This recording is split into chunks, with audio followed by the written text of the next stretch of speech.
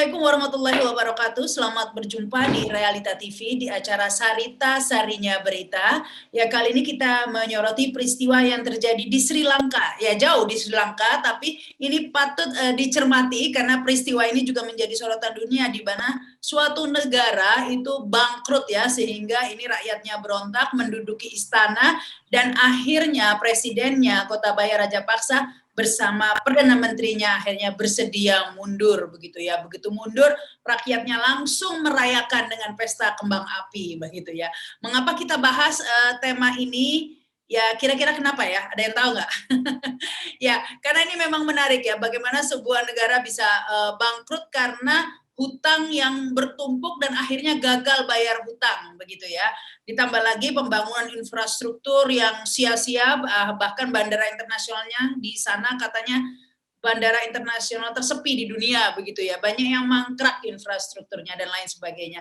Ini patut kita cermati begitu ya. Bukan ingin menyamakan dengan Indonesia, tapi itulah realitanya. Ini kan realita TV gitu ya. Dan saat ini saya sudah bersama dengan Bang Syahganda Nainggolan. Assalamualaikum Bang. Waalaikumsalam warahmatullahi wabarakatuh. Selamat siang ini ya. Ya. Juga kepada para pemirsa Realita TV ya. Semoga bahagia, sehat selalu. Minyak goreng udah murah, mudah-mudahan. Bener udah murah Bang? Mudah-mudahan. Oh, mudah-mudahan. Ya, ini ya mudah-mudahan ya begitu ya. Tapi lepas dari minyak goreng ini, kita menyoroti peristiwa yang terjadi baru saja di Sri Lanka. Ini mirip-mirip di 98 dulu ya, ketika Soeharto jatuh ya Bang? Ya, maksudnya gini, ini kan ada global fenomena. Jadi fenomena global ini bukan hanya terjadi di Sri Lanka, tapi sebelum Sri Lanka kan di tetangganya India kan, Sri Lanka di selatannya India, kalau dulu Pakistan kan di baratnya India kan juga dimakjulkan juga presidennya si Imran Khan. Ya, kemudian di beberapa negara lainnya itu juga banyak kekerasan di Ghana. Nah, kemudian di negara-negara maju juga banyak kegelisahan rakyat ya, sampai di London itu di Inggris, prime ministernya itu dimakjulkan, diturunkan si Boris Johnson ya. Kemudian di Jepang, Shinzo Abe, ketua partai terbesar dan calon presiden terkuat ke depan, ditembak meninggal. Kita ya turut berduka cita tentunya. Tapi fenomena global ini kan karena sekarang memang tema kekerasan global itu habis pandemi, kemudian masuk perang Ukraina dengan Rusia ini ya, membuat situasi insecurity di seluruh dunia bersamaan dengan terjadinya kenaikan harga-harga energi dan pangan. Nah, itulah yang membuat beberapa negara itu kolaps ya, baik Pakistan, kemudian Sri Lanka, Ghana ya, dan lain-lain banyak sekali, termasuk menurut saya Indonesia dalam ambang yang tidak bisa mempertahankan diri lagi gitu untuk bertahan dalam situasi krisis ini gitu. Kalau dibandingkan ini memang foto-foto video dramatis ya terjadi di Sri Lanka, bagaimana rakyat pada menikmati tempat tidur dan kolam renang presidennya dan lain sebagainya. Tapi lepas daripada itu, yang menarik ini sebenarnya Bang, itu Gotabaya Rajapaksa ini kan sebenarnya sudah cukup lama mendominasi dunia politik di sana. Jadi keluarga-keluarganya kan itu juga menempati posisi-posisi strategis di pemerintahan. Istilahnya politik dinasti juga di sana ya. Tapi nyatanya ini bisa jatuh juga dikarenakan krisis ekonomi yang sebenarnya entah korupsi atau tidak, utamanya adalah pandemi kan sebenarnya penyebabnya, karena pariwisata terpukul pandemi. Ya, ya pandemi ya, kemudian krisis energi ya, kita lihat di Sri Lanka itu orang bagaimana mengantri BBM ya, kesulitan BBM ya. Kemudian struktur negaranya kan selama ini memang dikuasai oleh keluarga Rajapaksa ya, bukan Raja Ngibul, Rajapaksa di sana itu, dan presidennya itu abang adik kan dengan perdana menteri kan, perdana menterinya Mahinda Rajapaksa juga adalah abang tertuanya yang pernah jadi presiden juga. Jadi ini sudah feodalisme yang sama dengan di Indonesia ya. Ibu anaknya pengen jadi presiden, bapak anaknya pengen gubernur, presiden, ini pengen anaknya ketua partai. Ada lagi yang kemarin jual mie goreng murah di Lampung tuh, videonya beredar itu di sebuah media TV itu 10.000 asal milih anaknya. Ya, itu seorang menteri kan yang menyebar-nyebar video sekarang, apa videonya tersebar jual minyak goreng supaya anaknya dipilih jadi bupati di daerah dia kampanye. Padahal dia menteri, nggak boleh harusnya. Nah ini kan sama, itu artinya nepotisme, KKN, korupsi apa itu gejalanya sama di Sri Lanka. Kemudian dari segi utang ya per kapita ya, utang per kapita kita lebih tinggi daripada mereka ya. Mereka tuh saya hitung antara utang dengan penduduk dibagi 22 juta itu sekitar $1.600 per kapita. Sementara Indonesia $1.700 per kapita utang luar negeri kita ya, negara plus BUMN di luar swasta. Itu kita lebih tinggi. Kemudian kita potensi untuk harga BBM naik dengan cepat karena sekarang kan pemerintah ini sudah berusaha untuk menaikkan pertalite ya. Kemarin premium katanya bertahan, tapi di mana orang bisa cari premium sekarang kan? Saya nggak pernah lagi ketemu premium. Pemerintah tidak bilang premium nggak ada, tapi pastinya tidak ada. Kemudian pertalite juga sekarang mulai ketakutan karena orang pikir dia itu akan dinaikkan. Nah, Pertamax ini yang Dex dan lain-lain sudah dinaikkan ya. Kemarin kalau nggak salah saya. Ini dia mengatakan bahwa subsidi ini diperlukan 500 triliun ya kata Menteri Keuangan untuk energi. Padahal kita kemarin cuma nyumbang itu pemerintah kalau nggak salah 6 atau 7 triliun ke Pertamina ya untuk subsidi. Jadi pasti ini akan tidak kuat ya. Jadi mungkin pemerintah itu akan melepas ke harga pasar. Ya. Sekarang harga-harga lain tentu gas dan lain-lain udah naik duluan. Nah, kalau menurut Menteri Perdagangan baru-baru ini ketika dia survei ke pasar induk Kramat Jati, dia menemukan kenaikan harga-harga sayur mayur beras apa segala rata-rata 70%. Jadi itu kan sebenarnya walaupun statistik kita mengatakan inflasi baru sekitar 4%, kemudian bulan ini ya, kemudian terkendali bla bla bla, tapi kan fakta-fakta yang tidak bisa ditipu itu kan orang udah tahu bahwa harga-harga naik 70% sekarang. Ya harga rokok, harga makanan dan lain-lain. Jadi ini fenomenanya sama Sri Lanka sama aja. Ya kan persoalannya bagaimana kekuatan kita ini sebagai sebuah negara mendapat suntikan uang terus. Ya, kalau dulu kan 1.000 triliun rata-rata dari 2020 ke 2022, 3 tahun kita hampir 66% minus anggaran kita, anggaran tahunan kita karena BI membeli bond kita itu di prime market ya, yang itu harusnya nggak boleh. Sekarang kan dia nggak boleh lagi, dia harus cari 1.000 triliun untuk infus. Jadi sebenarnya Indonesia ini infusnya ini ada nggak? Kalau infusnya nggak ada, itu dia bisa langsung gelepar-gelepar Indonesia nih. Itu mungkin situasinya agak mirip. Tapi puncaknya di Sri Lanka itu ketika gagal bayar ya, nggak bisa bayar hutang. Itu makanya dikatakan negara bangkrut, nggak bisa bayar hutang. Tapi ini Indonesia masih aman ya, hutang masih terbayarkan. Ya kalau kita lihat fenomena kemarin uang lari sekitar 6 atau 7 triliun ya minggu lalu ya, dari dari pasar saham kita, kemudian indeks saham kita kolaps beberapa poin ya, kemudian uang yang di Asia itu lari 40 miliar dolar yang lari ya dari Asia, dan kita masih ya 7 itu masih ini, tapi untuk Indonesia itu pukulan besar ya, pukulan besar 7 triliun itu hengkang dalam waktu dekat. Jadi ini banyak fenomena-fenomena yang sebenarnya kita nggak bisa lagi mengatakan ini gampang, nggak bisa. Kita jatuh tempo kita ini sekarang utang kan ratusan triliun. Nah dari mana menutupin jatuh tempo itu? Mungkin kalau nggak salah September atau Oktober ya itu harus dibayar. Nah utang kita ini kan sudah besar sekali ya. Jadi saya hitung utang kita itu kan 410 miliar dolar itu utang pemerintah saja, utang BUMN-nya 50 miliar dolar. Belum lagi yang disebut hidden debt. Hidden debt ini kan yang terbongkar baru-baru ini, ada skema utang yang ditutupin dengan China, dengan PKC. Jadi kalau total utangnya begitu besar, bagaimana cara kita memperoleh uang segar untuk membeli bahan pokok, untuk mensubsidi energi dan lain-lain. Belum lagi untuk disedot untuk bangun ibu kota negara baru, untuk infrastruktur rel kereta api. Tadi tarik menariknya seperti itu. Ini bahaya sekali.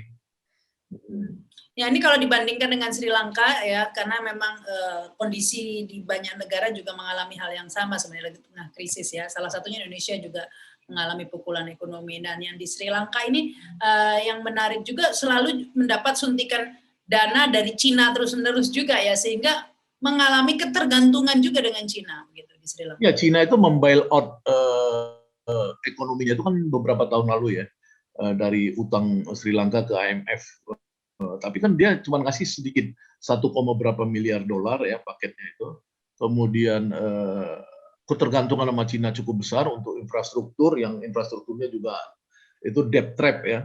Jadi di portnya itu, pelabuhannya juga dikuasai Cina tapi nggak jalan juga. Ya, saya pikir ya itu memang kalau berhubungan sama Cina itu beratnya di situ ya, seperti Indonesia dengan kereta api cepat, nanti kita keperangkap dengan hutang ya. Kemudian IKN, kalau kita bersandar pada Cina nanti keperangkap sama hutang. Memang Cina itu kerjanya memperangkap orang dengan hutang supaya ketergantungan.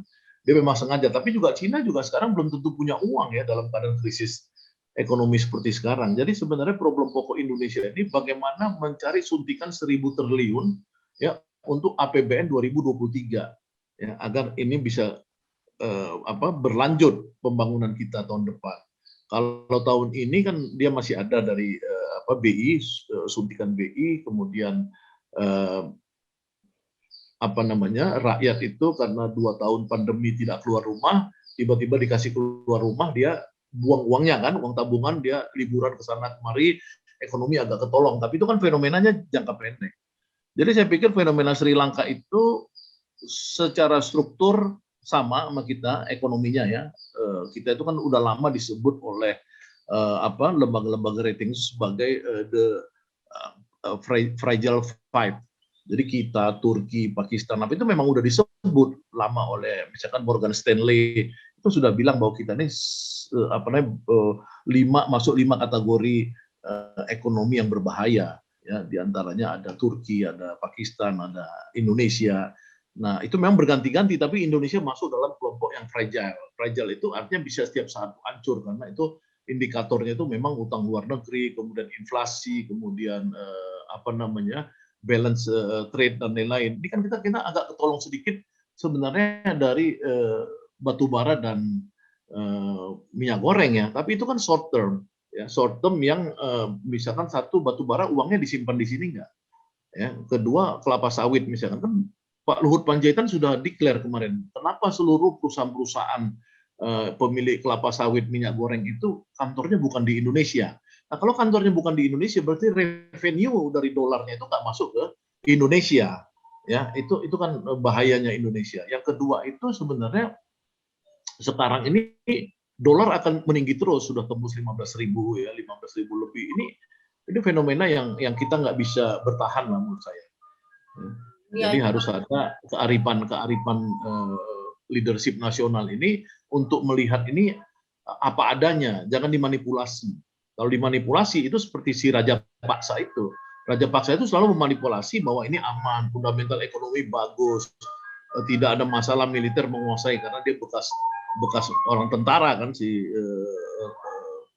saudaranya juga di sana semua. Ya, saudaranya berkuasa semuanya. Tapi akhirnya kan rakyat benci, jijik, dan kemudian dia diburu oleh rakyatnya gitu loh.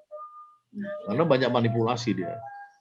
Gitu, kalau dolar sekarang 15.000, zaman Krismon 98 dulu sampai pernah sempat 16.000, 18.000 ya Bang ya.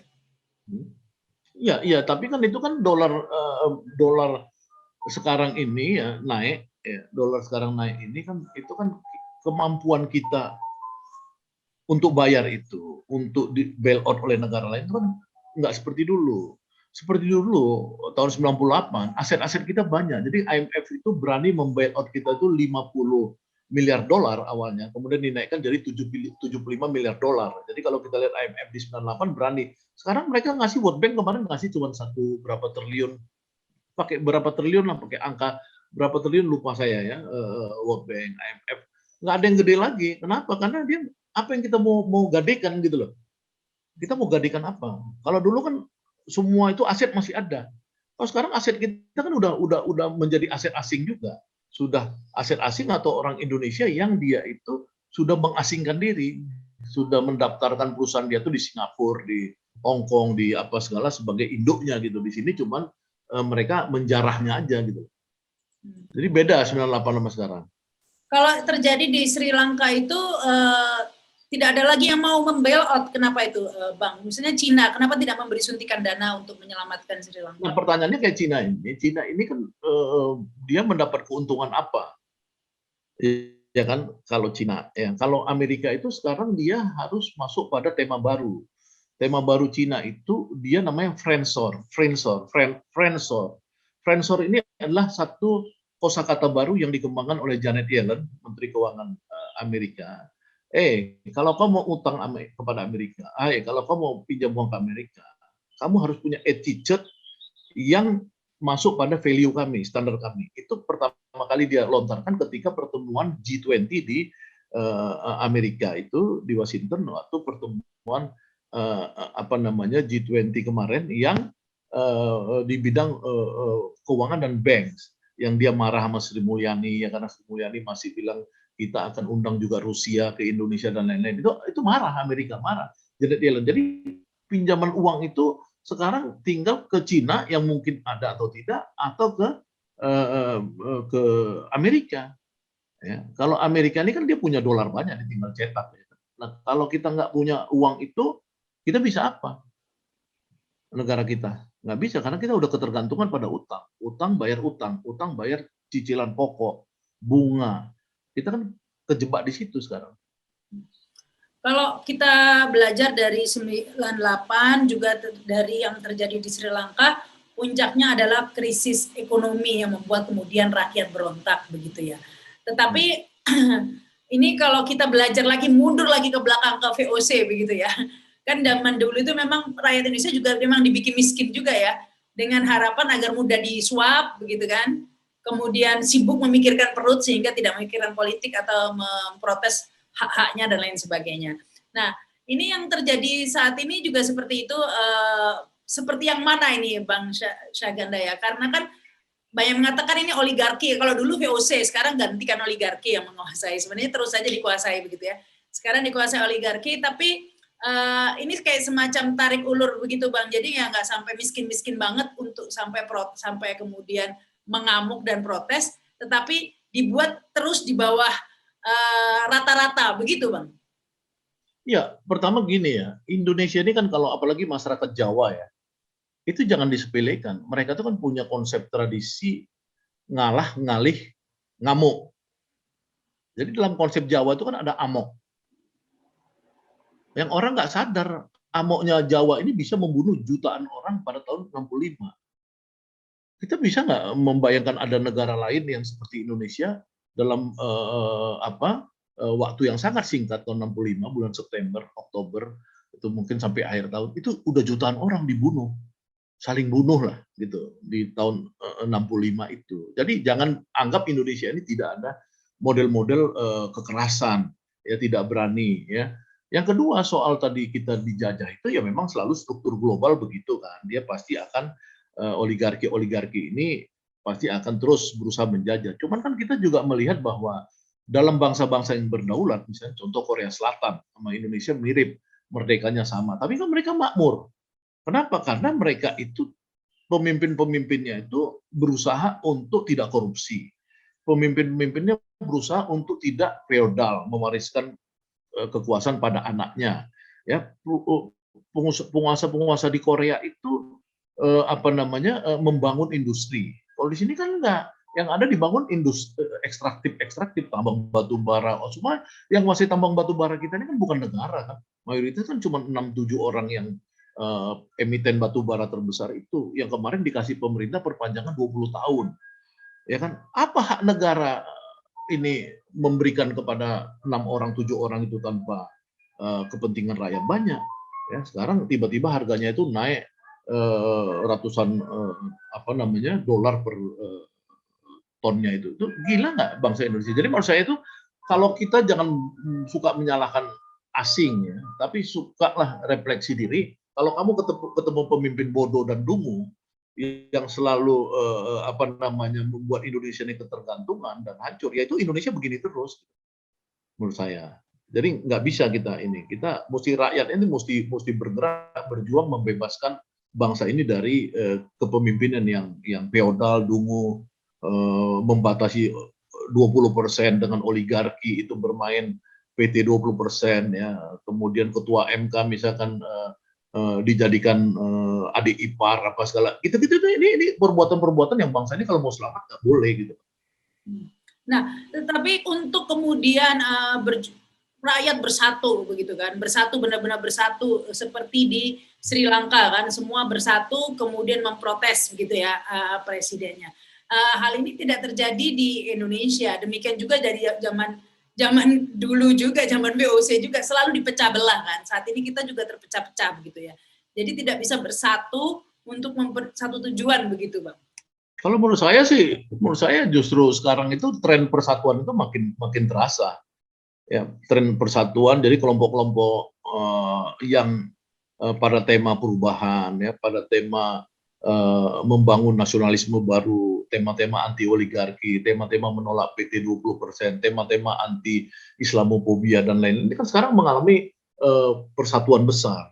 Yang kita nggak tahu 1-2 bulan ke depan ini mungkin ini kelompok ini akan menjadi gerakan yang sangat besar ya. Hari ini nanti siang itu ketua Serikat Buruh akan mengumumkan demonstrasi 1 juta buruh, ya, dan itu kan bayangkan aja kalau udah mereka deploy 1 juta orang di Jakarta, itu nggak main-main lagi. Jadi saya pikir itu bukan hanya seperti Raja Paksa yang diusir kalau udah 1 juta. Kalau di Sri Lanka kemarin kan cuma 100-an ribu.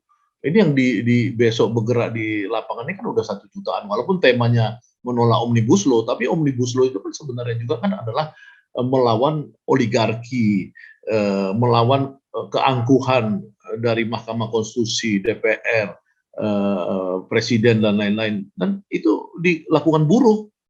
Nanti sore itu kalau nggak salah saya mereka konferensi pers di Gedung Juang untuk menurunkan 1 juta buruh. Jadi itu bukan main-main, maksudnya artinya konsolidasi itu terjadi. Kita selama merdeka, selama tahun 65, tahun 98, kan tokoh-tokohnya bersatu.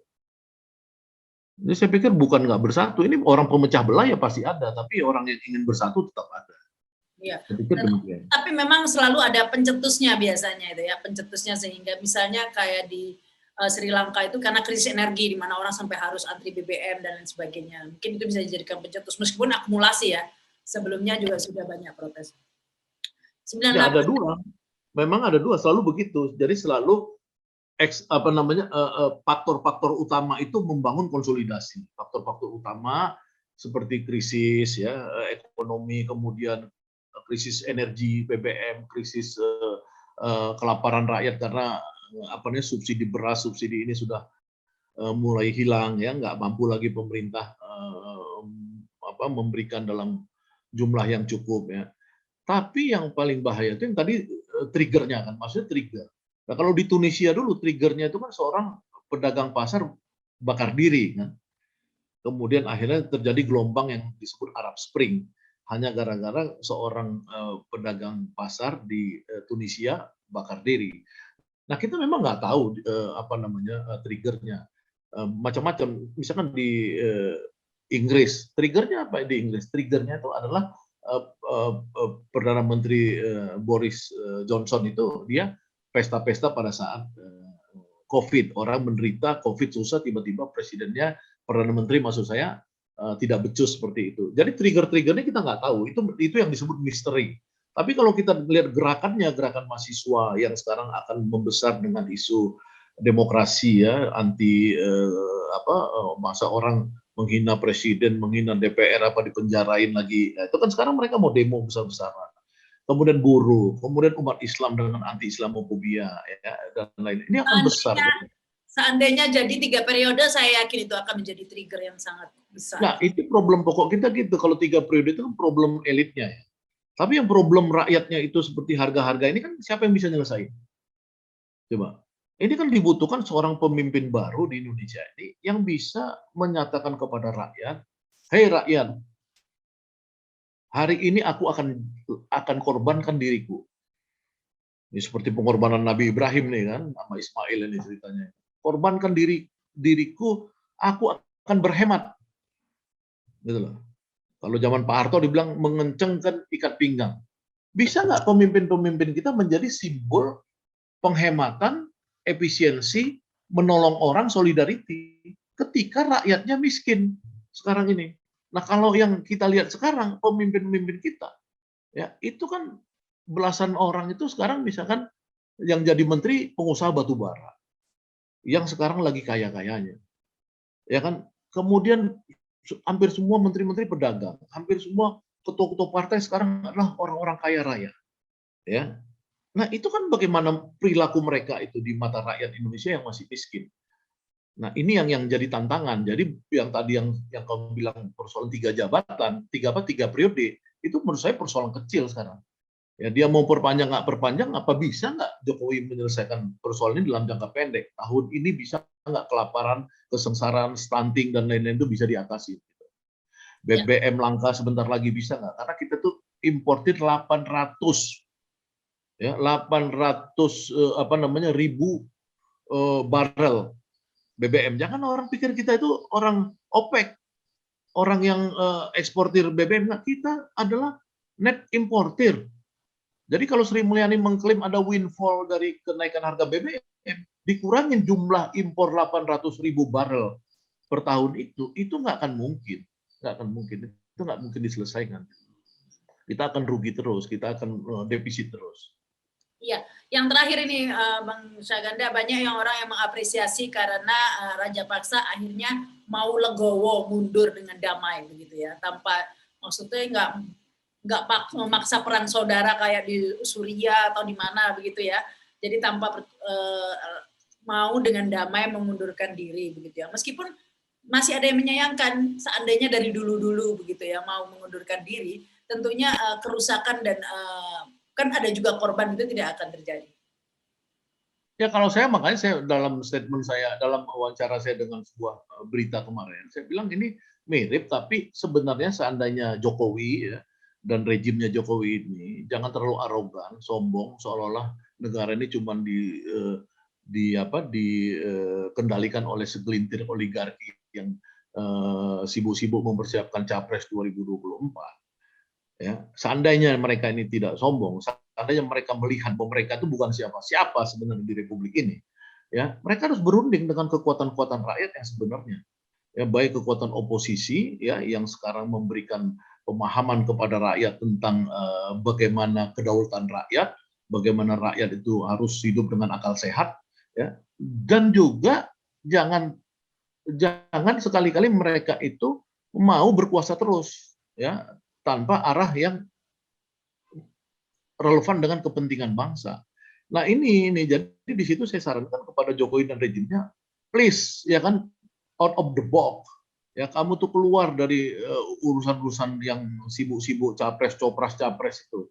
Sekarang kamu berpikir bagaimana supaya rakyat ini betul-betul dapat mie goreng murah. Sekarang yang beredar video ini paling ramai sekarang adalah ya seorang menteri ngasih minyak goreng harga 10.000 disubsidi oleh anaknya, pidato dia bilang anaknya kalau bisa didukung ya untuk jadi calon bupati.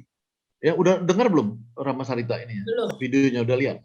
Belum. Nanti saya share nih Rama Sarita videonya. Itu video yang direkam oleh sebuah koran TV yang salah satu terbesar di Indonesia.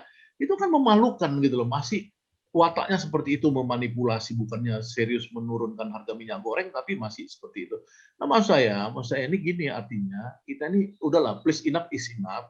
Ini kita udah tahu krisis mau datang, badai krisis ini tidak mungkin dihalang-halang, tidak mungkin kita perbaiki, kita hanya bisa bekerja sama. Siapapun, ya oposisi maupun pemerintah harus bekerja sama. Kalau pemerintah ini masih ingin berkuasa terus dengan mengendalikan PT 20%, ya dengan mengendalikan partai-partai agar capres terbatas, kemudian pengen perpanjangan 3 periode, kemudian pengen masa jabatan diperpanjang. Ini nggak kemana-mana. Ya, jadi harapan saya itu please tolong memulailah dengan rendah hati, jangan seperti si raja paksa yang terpaksa itu. Tapi kita bisa berdialog ya untuk menyelesaikan krisis bangsa ini, terutama krisis ekonomi dan kemiskinan yang merajalela sekarang. Baik, terima kasih Bang Syahganda Nainggolan, terima kasih juga yang sudah menyaksikan tayangan ini. Silakan subscribe dan komen. Saya Rahma Sarita, wassalamualaikum warahmatullahi wabarakatuh. Waalaikumsalam warahmatullahi wabarakatuh.